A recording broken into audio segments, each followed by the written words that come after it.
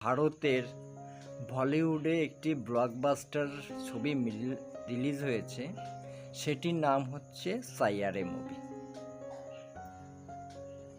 মুভিটা আহামরি কোনো কাহিনী দিয়ে তৈরি নয়, কিন্তু আমাদের দেশের তথাকথিত বড় বড় কন্টেন্ট ক্রিয়েটার এটা নিয়ে এমন এমন রিয়াকশন ভিডিও বানিয়েছে, যার কারণে প্রতিটা দর্শক এটা দেখার জন্য উতরে পুতরে লেগেছে।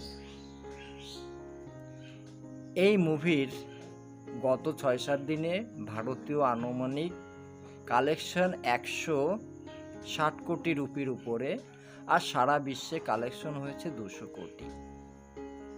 এখন এই মুভি দেখে যারা যারা সেই বাল ছিঁড়া চুল ছাড়া রিয়াকশন দিচ্ছে, সেটা দেখে আমার একটা জিনিসই মনে হচ্ছে যে আমি যখন কলেজ লাইফে, স্কুল লাইফে 95% ছ্যাঁকা খেতাম, আর সেই দুঃখের কথা আমি কাউকেও বলতাম না।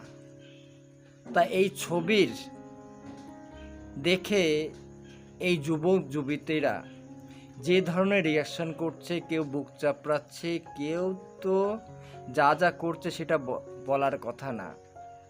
তা আমার কিন্তু খুবই ভুল হয়ে গেছে যে সেই সময় যদি আমি আমার মনের দুঃখের 10% রিয়াকশানও যদি আমার বান্ধবীদের সামনে বা আমার গার্জেনদের সামনে যদি দিতাম, তাহলে হয়তো আমি আমার স্কুল বা কলেজ লাইফের একটা বান্ধবীকে হারাতাম না।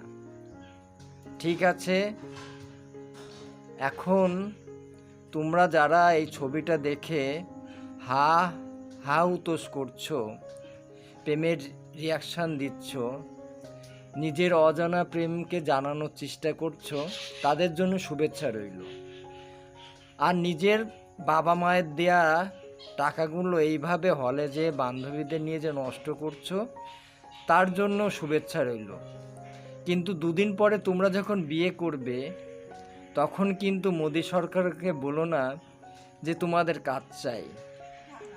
ভারতে কোনো কাজের সুযোগ নেই। এই অপবাদ যদি তোমরা দাও, তাহলে তোমাদের তখন এমন পেদাবো না, তখন তোমাদের সাইয়ারে মুভির রিয়াকশান পদ্মে বেরোবে। এখন আবেগের তাড়নায় হলে যে তোমরা মুভি দেখছো, টাকা নষ্ট করছো, আর 2 দিন পরে বলবা যে ভারতে কাজ নাই, জব নাই। বুঝতে পেরেছো বিষয়টা? যাক, বলিউডে অনেক দিন পরে একটা ব্লকবাস্টার মুভি রিলিজ হয়েছে, এটার বিপক্ষে আমি নই, কিন্তু যারা এই মুভি দেখে সময় নষ্ট করছো, তাদের জন্য আমি সতর্ক করে দিলাম।